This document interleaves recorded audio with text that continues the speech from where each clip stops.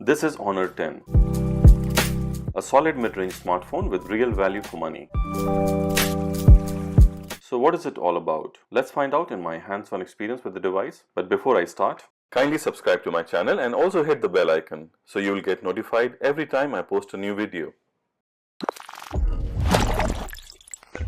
So what is Honor 10? If you like the look of Huawei's triple camera packing P20 Pro but didn't fancy the 820 plus price tag, then Honor 10 may well be the phone you are after. It follows the same tried and tested pattern as the Honor 9, stripping the more expensive aspects of Huawei's current flagship while retaining its core design features and hardware to offer a great value smartphone. The phone has a pretty but slightly flashy mixed metal and glass design, a top-end Kirin CPU. The same processor is used in P20 Pro and Mate 10 Pro, which is quite powerful chipset with decent benchmarks, and also keeping a very solid battery life, which is very important. The only real downside is its slightly buggy Emui software. However, that is forgivable given the Honor 10's cost. And also it's Android, so you can always download a launcher to change the whole UI. Now let's start with the specification first. So the Honor 10 comes with a 5.84-inch Full HD Plus IPS LCD display with 432 pixels per inch. The processor used is Huawei's octa-core Kirin 970. It has 4 GB of RAM, 128 GB of storage. It is using EMUI 8.1 operating system, which is based on Android 8.1 Oreo. It has dual rear cameras. One is 16 megapixel and the other one is 24 megapixel. Also, it has a 24 megapixel front-facing camera. The phone comes with the dual SIM LTE support, Wi-Fi, NFC, Bluetooth 4.2 and GPS. It weighs only 153 grams. Now let's talk about the design elements. Honor made a huge deal about the 10's design during its London launch. Especially, it claims to have achieved a super polished blue finish by stacking more than 15 layers of glass over each other. But outside of the ultra bright coloring, Honor 10 has a similar mixed metal and glass design pretty much every other flagship to arrive this year. And it also has the same notch that's become increasingly common since Apple launched its iPhone 10. Now Android P is set to support using the screen around the notch. But as it stands, Honor has set it to display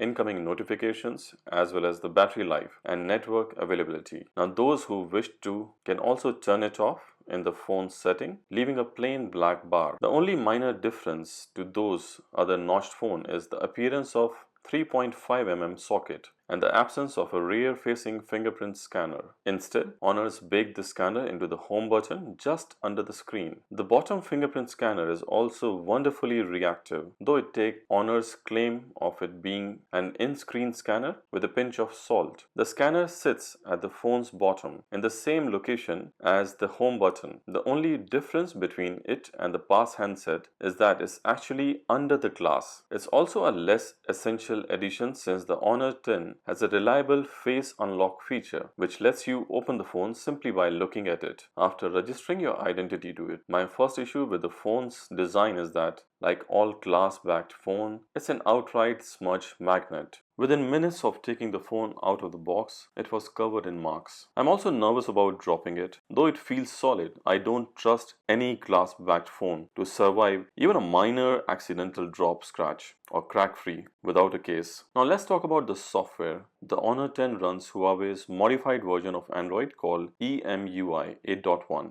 Now based on the latest Android Oreo 8.1, it is essentially the same version as running on Huawei P20 Pro and very similar to every other recent Huawei phone, including the Mate 10 Pro and the Honor 10 View released earlier this year. Camera or cameras. Well, let's get into one of the most important aspects of smartphone nowadays, the camera, or the cameras to be precise. The camera system on Honor 10 is a bit of mixed bag. On the back you have two cameras, one 16 megapixel and one 24 megapixel, which works in conjunction to produce images, simulate depth of field effects and other tricks. The cameras themselves are capable of producing some really good photos. Low light isn't the best but isn't terrible either, and on the whole, Honor 10 holds its own with the competition around. The AI camera element is probably the worst bit. It's meant to identify the scene and objects, but generally just produced photos that look like ultra-processed Instagram photos. It was particularly bad with grass, turning it highlighter green. I got much better results when I switched it off. Now turning off the camera's AI system is easy thanks to a button directly in the main shooting mode, and I really suggest to keep it turned off if you want to capture more natural and true color photographs. Now let's check out the pros and the cons of buying this smartphone. The pros are good battery life, Android 8.1 Oreo, very good performance, very good CPU, good camera if you turn off the AI, good screen, not the best but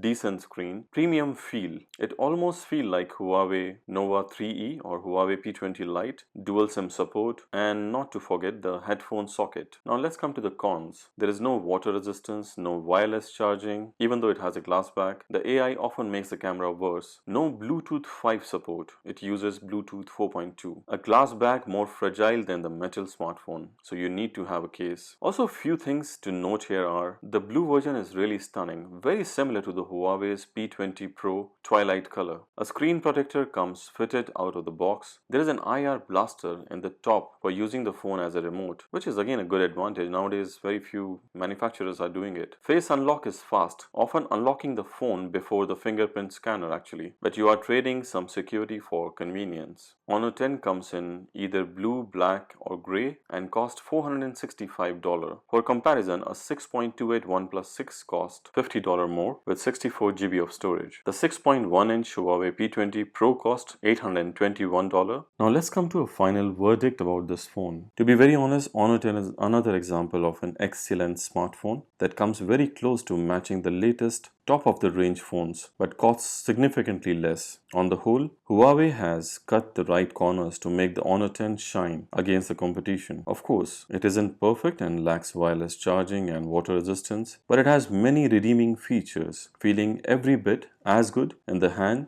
as a phone costing twice as much. The screen is good, the camera, if you turn off the AI mode, is good, performance and battery life are good, and it even still has a headphone socket. The Honor 10 is so good, I'm not quite sure why would you buy a Huawei's other 5.8-inch phone with a notch, the P20 that costs another $350, which means actually Huawei is competing with itself. Compared to the rivals, you have to spend another $50 to find a better phone in the OnePlus 6, meaning the Honor 10 is arguably the best phone you can get right now for $465. I give it a huge thumbs up because I think Kirin 970 processor with 4GB of RAM, 128GB of storage makes it one of the best smartphones for $465. So guys, that's all for this video. I really hope you liked the video.